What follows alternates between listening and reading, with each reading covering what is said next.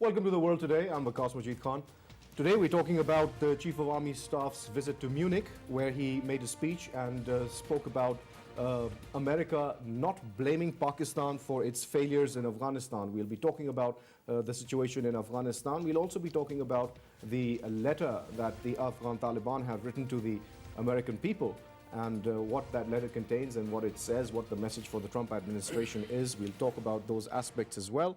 We'll also talk about the peace offer that the Taliban have made to them. We'll also talk about the other measures that are being thought about in Western capitals about penalizing Pakistan for their own mistakes, declaring Pakistan a state sponsor of terror, what the opinions of various think tanks is on that decision.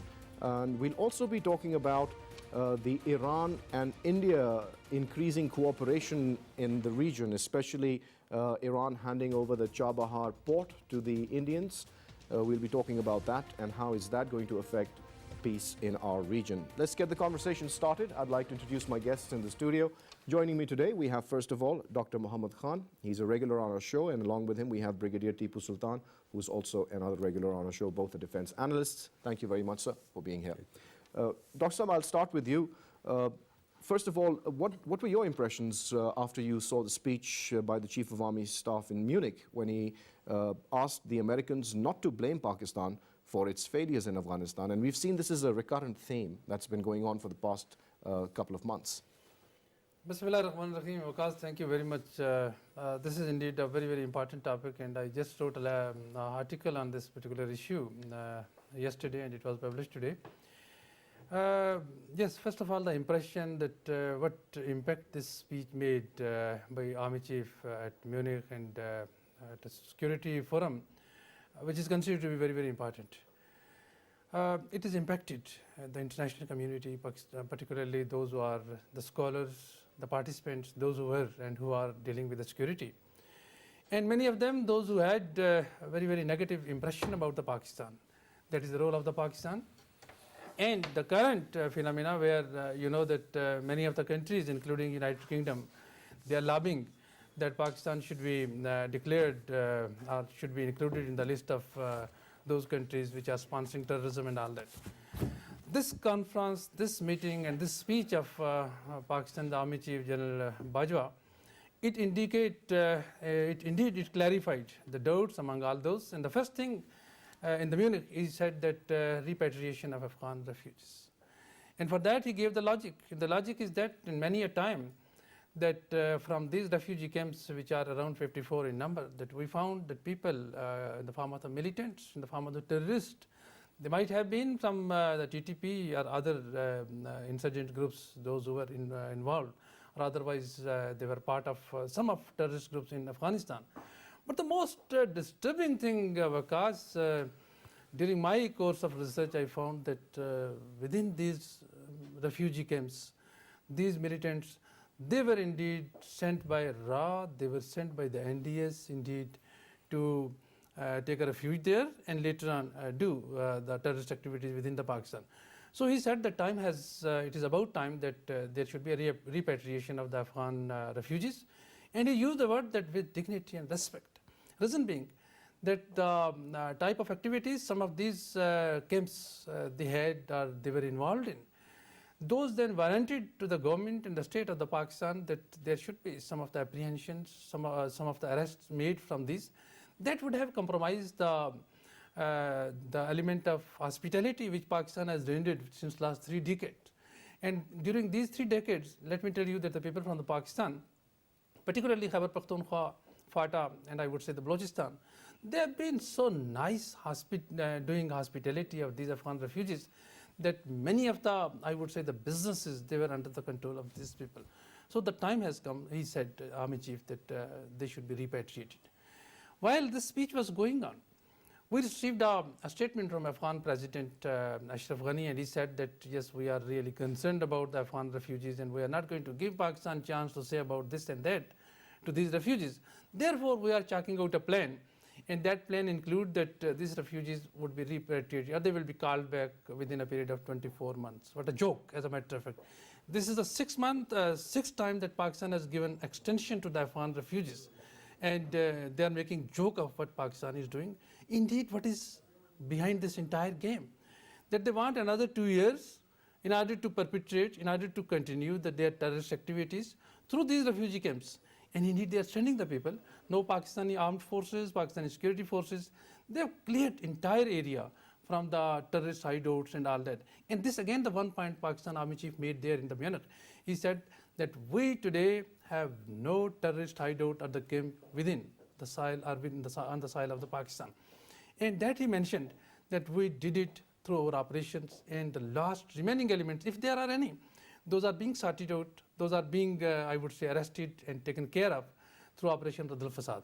And earlier, you must be remembering that once we started Operation Zarbiaz in 2014, it was mid-2014, 15th of June 2014, that alongside Operation Zarbiaz, there was an intelligence-based operation, and that intelligence-based operation taken care of around 14,000 people. 14,000 operations were carried out, and thereafter, once General Bajwa took over, then this new operation Radd al-Fasad continued.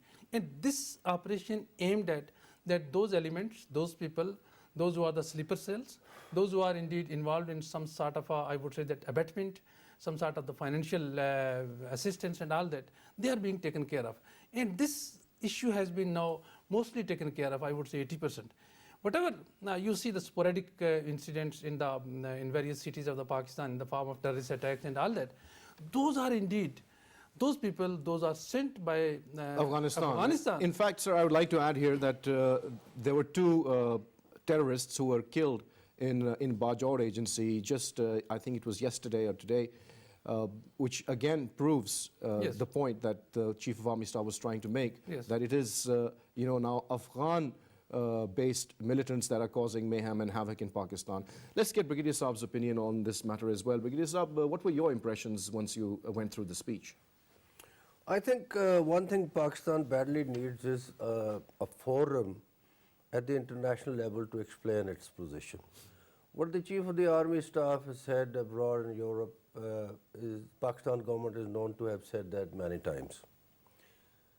While we address the international community, we feel that the international community is not listening or acting upon what Pakistan is saying and what Pakistan has faced. Would you go so far as to say that you are even witnessing double standards when it comes to the international communities dealing with our region?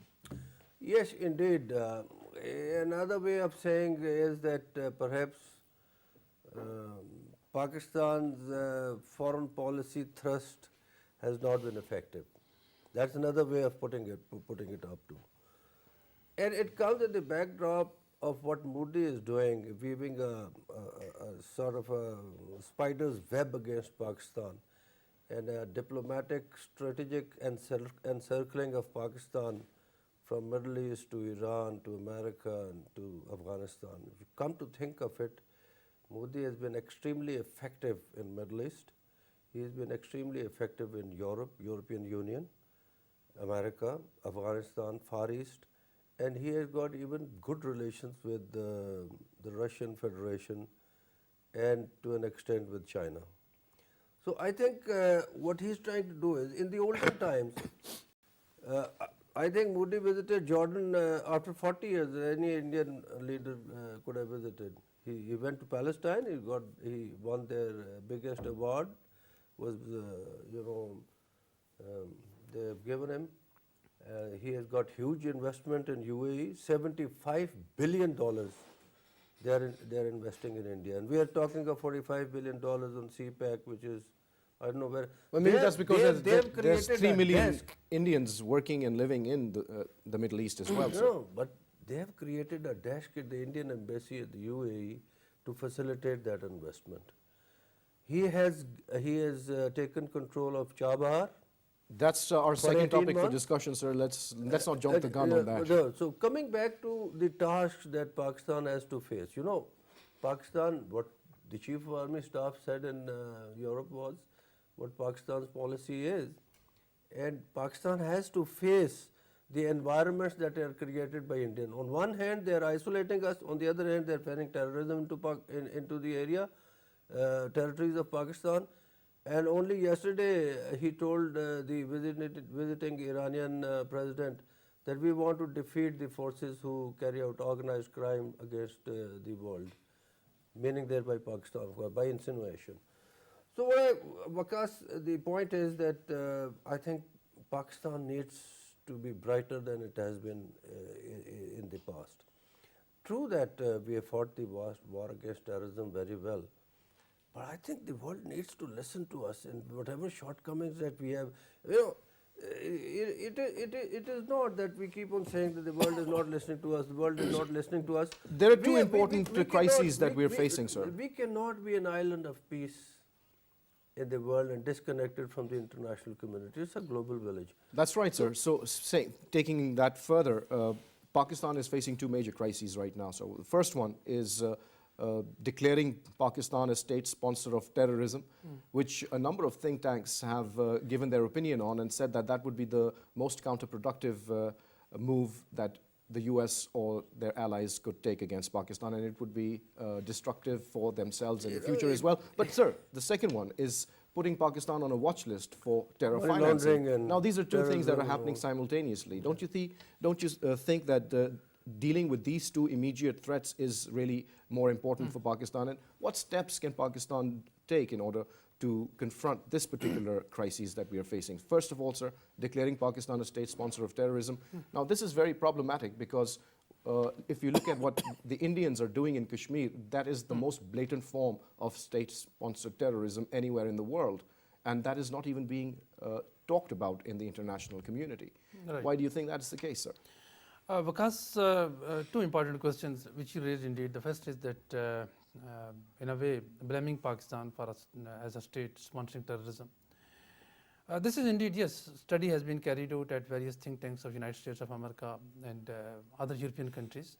And only today's very recent news is that one of the think tanks, where three panelists, they have unanimously, they found that any effort or any, I would say that declaration where the Pakistan is placed on this watch list of countries sponsoring the terrorism and all that, that's going to be counterproductive. Reason being that particularly the reference has been made that what is then left thereafter, that if you are pushing Pakistan to the wall, then Pakistanis, they are going to react indirectly, they mean to say the same. And since then you blame Pakistan, you level Pakistan for that, then Pakistanis, they are not going to cooperate anymore. The way they know, these think tanks know, because United States policies are very, very different, but the think tanks, they go through this evolutionary process, they go through a process of research whereby they find goods and bad points and ultimately they reach over to some conclusion. So the conclusion is that as per those think tanks, that Pakistan has been cooperating with the United States of America on all issues, most of these issues during the global war on terror. And indirectly, they have tried to convince State Department, White House, and as well as Pentagon, that whatever little presence of United States of America is there in Afghanistan, that's because of the Pakistan. And whatever US could do, though it was a total failure from 2001 to 2016, I would say, but it was, even the drawdown was because of the Pakistani armed forces, they covered that. So without Pakistan in Afghanistan, you will have no say at all. And then the important thing that BBC, just a week back, I would say that they published a report, and the report clearly says that most of the areas of Afghanistan are still under the Taliban.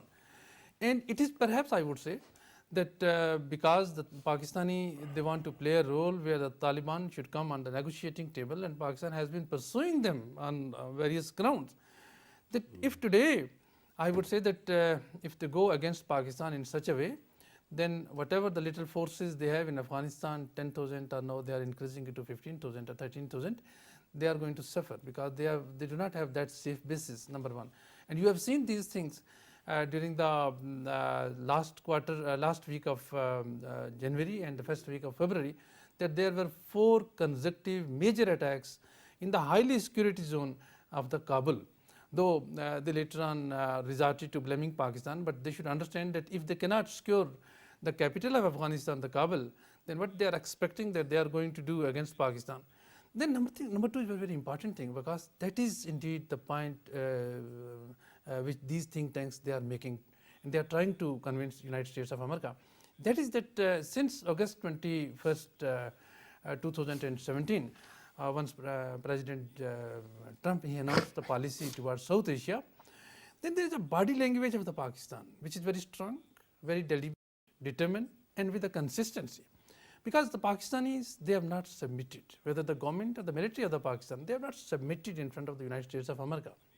Which means, and you know that Foreign Office, the Foreign Minister, the Prime Minister of Pakistan, they have been saying this on international forums through spokesperson of the Foreign Office that Pakistanis, they are not having any sort of the hideouts for the terrorists, nor we are supporting Haqqanis or anybody else. That is indeed our official stance. But once Chief of Army Staff made his presence at two very, very important conferences, one at Kabul just 10 days earlier. It was about, it was a conference of the Chief of Defense, basically the Afghan Army Chief as well as Central Asians, Americans, CENTCOM, and even the, absolutely, yes. sir. He made their these commitments that on Pakistani side we do not harbor, we do not have any sort of the camps and all that. Indeed, he gave a certificate to Afghanistan government. He gave a certificate to all those who were attending the. Again, in the Munich conference, which is indeed the debate of today, he tried to certify that I am the Chief of Army Staff, I am the head of the security forces, and I certify you that Pakistanis, they are not harboring Pakistanis, they are not supporting any sort of the terrorism. And indeed, he tried to, in a way, he pleaded the Afghan case also, that we understand that Afghan government is under a lot of pressure, it do not have the very well organized forces and all that, and we are trying to assist Afghanistan also, and this has been a promise, from the state of the Pakistan, the government of the Pakistan, and the Army Chief also. Once we sent two delegations, one was the military delegation, another was the parliamentary delegation. So I think this is a high time now that rather conspiring against the Pakistan and trying to keep Pakistan on the watch list and all that, these are indeed the pressure tactics, nothing more than that. However, the Pakistani language. What options would Pakistan have? So let me bring that question to Brigadier Saab. Brigadier Saab, in your opinion, sir, if, God forbid, Pakistan was declared a state sponsor of terror and along with that put on the watch list for financing terrorism, what would Pakistan's reaction be, sir? I think that will be an extreme step by the international community to push Pakistan to the wall. And the only option that we would be left with that will be practically done almost as far as the United States and the West European Union is concerned. And we'll be forced to go in the other camp in a very denying manner. We would like to keep our relationship with the United States all right, but that will be because I want to add here, I want to major add something here, so you can lean on that as well in your answer, sir. Because the Chief of Army Staff has spoken very forcefully about the repatriation of the Afghan refugees. I think that's a very important and key point in there. And he also spoke about the kinetic operations that Dr. Saab was mentioning, and all of that happening under the National Action Plan, sir. But how far do you think we've progressed in that direction? You have to weigh the factors. The factors in Afghanistan are that the peace cannot be achieved by treading the old line. I mean, we have tried a strategy which has failed, and the West is pursuing that because their strategic aim, additional to what they're appearing to be doing, is something else. So if the Americans are there and the NATO could not do it, with 150,000 US troops gone, and the NATO 32 countries gone, the Pashtuns are not representing a substantial part of their population in Kabul, and the Afghan government not listening to sanity and listening to the Indians, which is counterproductive for Pakistan and peace. So these are the factors which are prevalent over there. No matter how many tactical steps do you take over there, but if the strategy is not right, we are going to go nowhere. So in that scenario, the Chief of Army Staff has asserted that all right. I would keep the repatriation of Afghan refugees in Pakistan to a lower priority. It does not mean substantially to achieve the peace. It is not a binding or a major factor. The major factor is that what does the West, the Afghan government right now and the Indians want to do, and how can Pakistan counter that? I mean, you can't be expected that the Indians would take the right steps of Pakistan to bring peace into Afghanistan. No, they will keep on issuing statements like Narendra Modi said yesterday in front of the Iranian President Hassan Rouhani, that they want Afghanistan to prosper in peace and like any other nation, they have a right, this, that, and the other. It's all balonies. You know, unless you really want today, if the Americans, the Indians, the world community wants peace in Afghanistan, it can be achieved within days. And that's by engaging the Taliban. Everybody knows that. Let's move on to that topic, sir. Let's talk about the letter that the Afghan Taliban have written to the general public in the US. It's a pretty long 10-page letter, sir.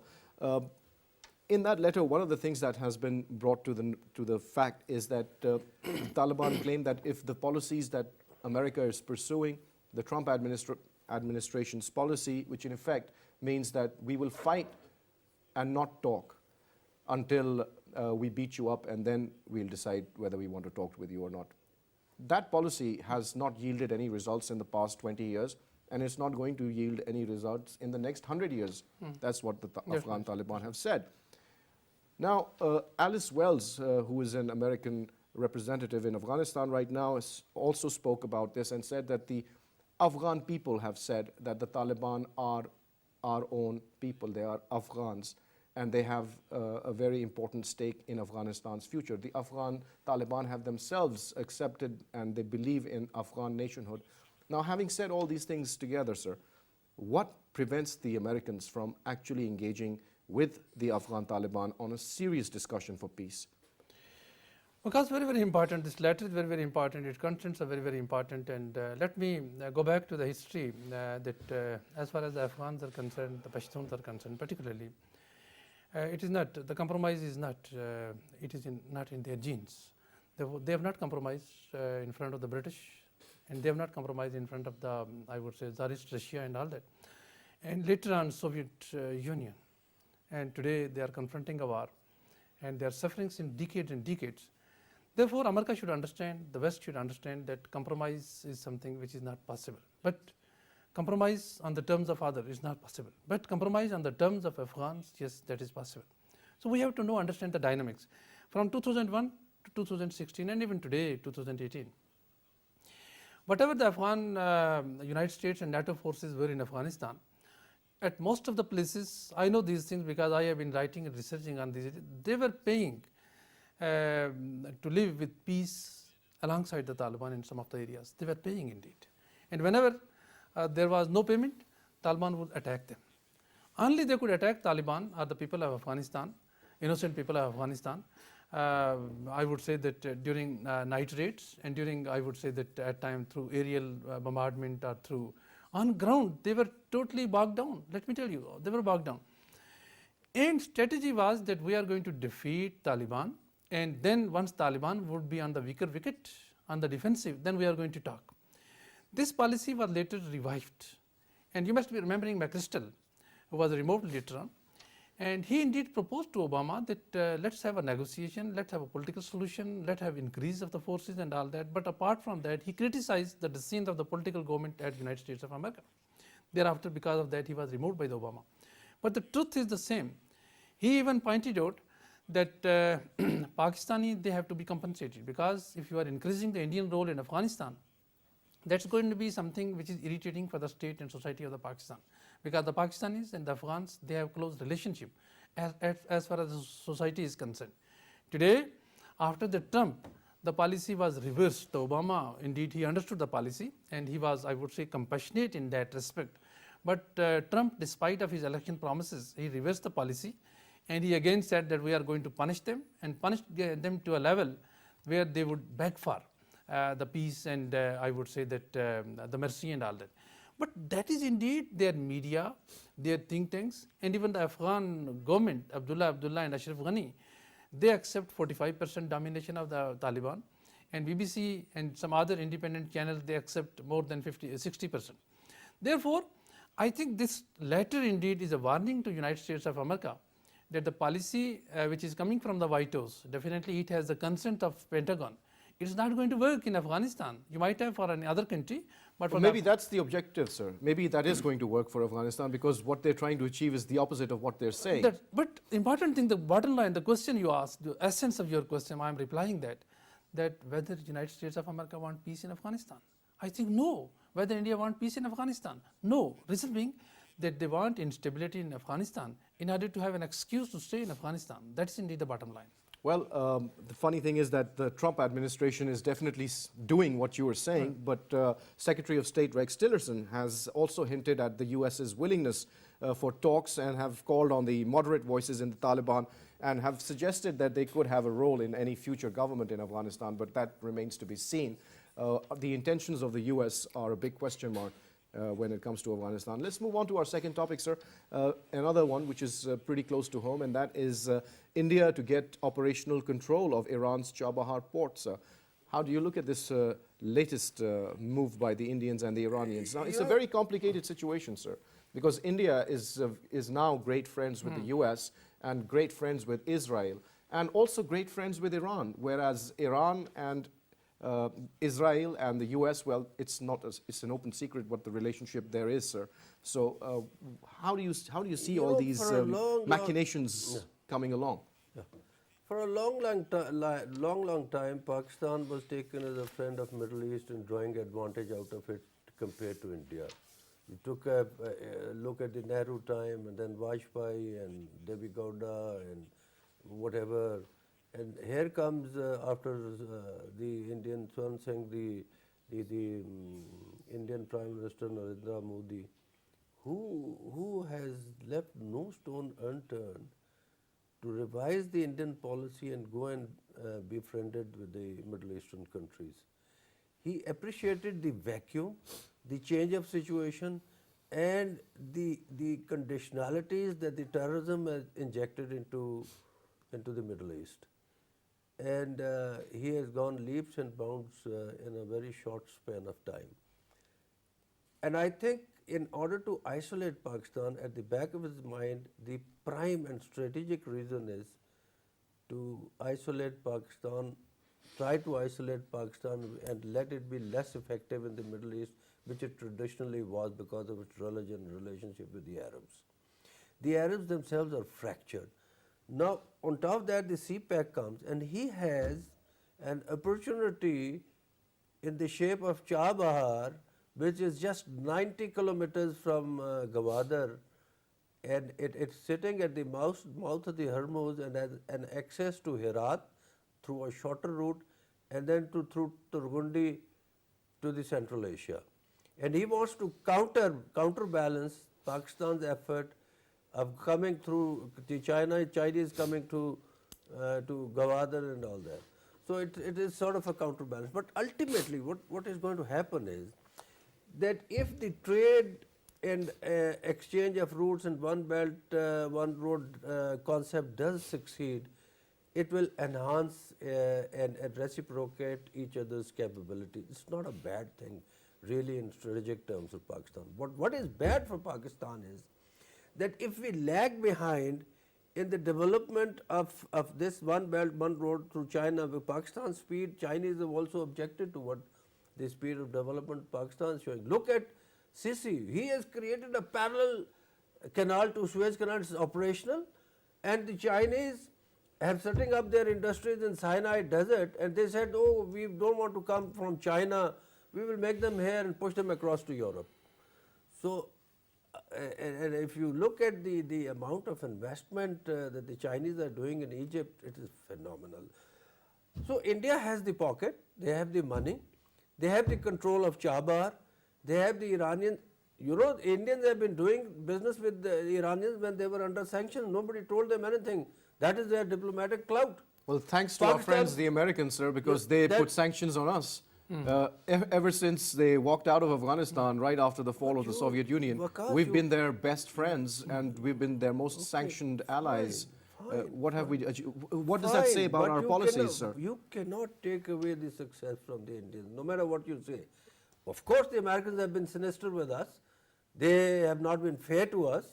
They have been playing games with us. We have been telling them. The point is, why are we such helpless children when it comes to global politics? Mutual interest of the countries through trade and other strategic aims and whatnot. The Chinese are coming here. No, mutual interest of Pakistan. They want to develop in the warm waters to Indian Ocean, Arabian Sea, to the Suez and on to Europe and all that stuff, and in North Africa. But what I am saying is that look at the environments in the world. What is happening and what are the dangers lurking with these strategic terms on top of Pakistan, and what are we doing here? Sleeping. What are we doing here in our country? What are the private channels doing? Look at the discussion which takes place in private channels. Look at the thrust of the nation. Well, sir, that's not We the topic are of our show. sleeping. Let's get literally Dr. Saab's sleeping. opinion. Sir, Dr. Saab, what if Mr. Donald Trump's administration in Washington decides to scrap the Iran nuclear deal? Where would India's cooperation on the Chabahar port be if President Trump decides to move away from the deal that President Obama had made with the Iranians? Because this is indeed, if you really analyze, you will find surprises. Surprises in a way that how Indian they made inroads, both in the Middle East, in Iran, as well as. Well, Iran, we know they've had a long-standing relationship with Iran throughout the 80s, even when Iran was the most sanctioned country Yes, by the yes. United States. They were Yes. still buying Iranian oil and gas. True, and till I would say that 2015, because till 2015 July they were under sanction, and thereafter. But so I would say that if there is an event that United States or President Trump decides to scrap this nuclear deal, then you know that Americans perhaps they would be at last. Let me tell you that not Indians but the Americans, they would be at last. Reason being that Americans, they have lot of stakes in India, and today if they are comfortably accepting the Indian demands at strategic level, at the economic level, I think Americans, they have more stakes in India. For example, two things. You know that, so everybody says that containment of the China is the one aspect, but India is basically blackmailing United States of America, particularly after the Cold War, and this strategy is working well because they say that they have an agreement which is the logistic supply agreement with the United States of America, I mean the Indians. Indians, they are making inroads in almost every country, and this is going alongside whatever China is doing. I don't say that this is countering the China, but indeed they are in competition with the China. That's something at the international level. But countering Chinese strategy right in this region, that is indeed the strategy of the India, and they are implementing through strategic partnership India has with the United States of America. India has been benefiting both in the Middle East, in the Europe, in the Iran, and I would say rest of the world. And just look at these regional countries of South Asia. Mostly these countries, they have been under the domination of the India. Must be remembering 2016 SAARC summit, which was to be held in Islamabad. That was cancelled because some of the countries decided with India.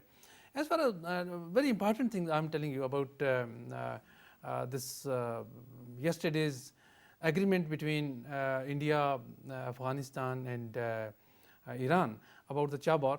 In 2016, such a move was there, and that was right sitting in the Iran, in Chabahar. Once the first phase of that Chabahar completed, and India was given 99 years lease. This Chabahar port was given to India 99-year lease. Indeed, India is trying to portray that as it's this strategic communication and construction of the port is going to benefit Iranians and benefit logistics of Afghanistan, but the issue is very, very different. This is now North-South corridor, and India has tried its best to have a transit route from Pakistan to Afghanistan and then to Central Asia. Failure to that, India is indeed countering that, and through this, India is trying to build its relationship with the Central Asian state. Afghanistan and Iran, they are just transit. Let me tell you, they are just transit. Actually, the second Gulf is in the Central Asia, and that is an area where India is eyeing at, and that is an area where United States of America will try to strengthen the Indian stand. Reason being, it was 2006, 2007 during the global war on terror that from the platform of SCO, the SCO country, they said to United States of America that you better vacate the K2 base and Manas base. K2 base, you know that these two, Karshi and Karabakh, these bases, they are in the Kyrgyzstan and Uzbekistan. And America had to. No, America is using Indian channel in order to strengthen the Indian position in Central Asian states, and thereafter definitely they have a strategic partnership. And this all aims at, I would say, the two strategic objectives. One, from Central Asia. since China is getting lot of island gas, to counter that, or at least to have a check on that. And then you know that Central Asian states, they are the backyard of former Soviet Union, today's Russian Federation. And in order to avoid the consequences which which America is likely to face in the days to come, so this is to check Russia on one end and China on the other end. Otherwise, within this area in South Asia, India is a good countering, nicely countering the Chinese, any sort of the move forward, whether it is Nepal, whether it is in the form of, I would say that what the border tension they have along the line of actual control. So these are the India's strategic moves, strategic games. But let me tell you that once America and India, they are cooperating on this aspect. India is a country which is acceptable to Saudi Arabia and the Arab countries. India is a country which is acceptable to the Iran and so many other countries. United States is not acceptable to Iran, at least for the moment. So it is an indirect game United States of America is making. These are the strategic games where you know that in the international relation there are neither the permanent friend nor are the permanent foes. These are the permanent thing which is the interest, national interest of a country. So US has a strategy to achieve or to attain its national interest in whatever way, whether using a third partner, a third country and all that. This is that strategy is working. Well, it seems to be a good strategy, sir. Well, moving on, sir. If you look at Indian moves in the Indian Ocean, now we have reports coming in the press regarding India making ports in the Gulf, and then there are also reports that they're trying to establish a naval base in the Seychelles.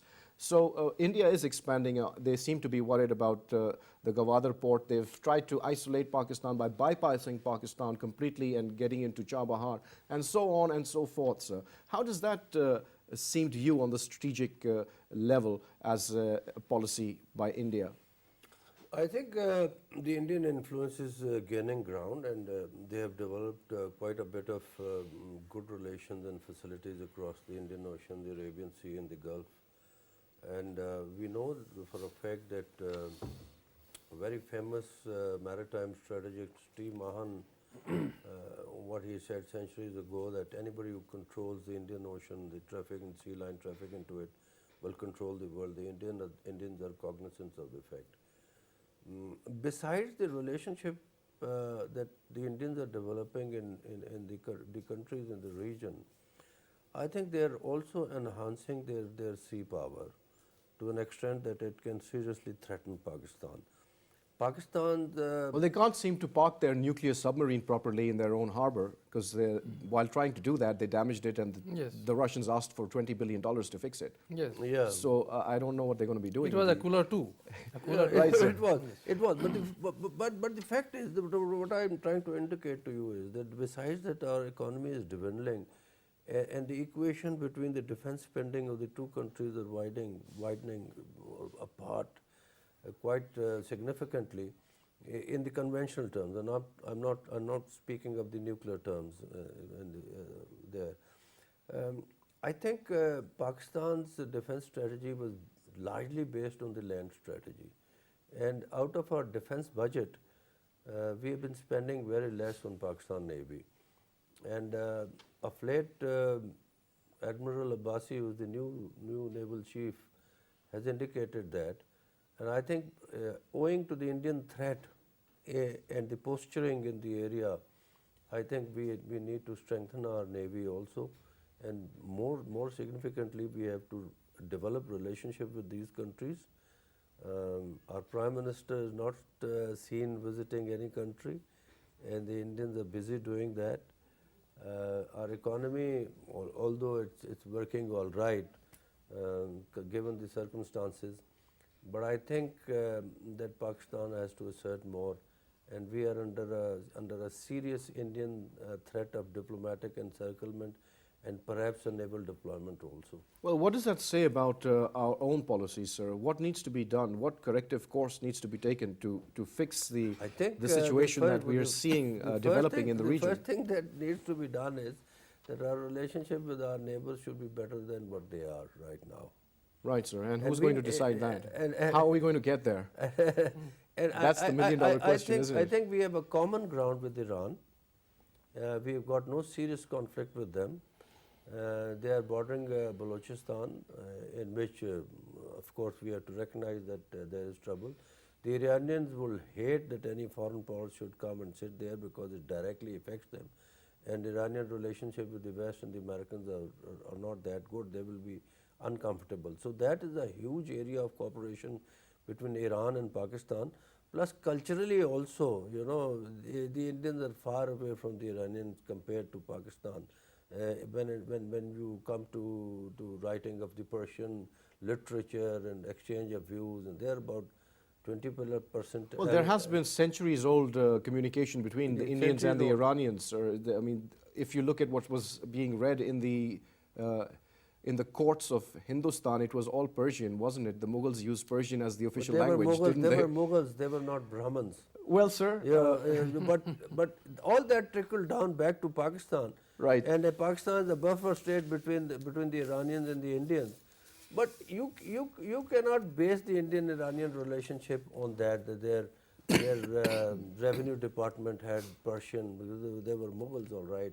If they were perhaps... but they do have a great relationship, sir, as far as bilateral relations are concerned between any two countries. Iran and India have very good relations. Have good relations.